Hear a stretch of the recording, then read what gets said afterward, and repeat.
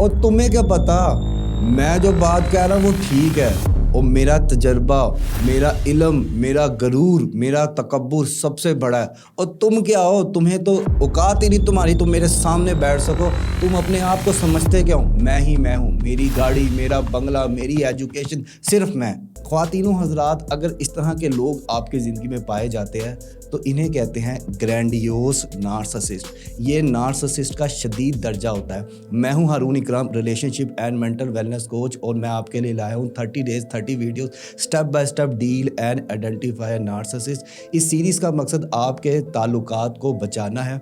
आज इसका episode number 5 है, ग्रैंडियोस नार्सिसिस्ट। ये ऐसे नार्सिसिस्ट होते हैं जो ओवर टैलेंटेड, ओवर अट्रैक्टिव और ओवर स्मार्ट खुद को तस्लीम करते हैं। इनसे आप कभी नहीं जीत सकते। ये हालात व वाक़यात को कंट्रोल करते शिद्दत के साथ, और इनकी तारीफ़, इनकी अना, इनका घमंड, इनका तकब्बुर सबसे ज़्यादा होता है।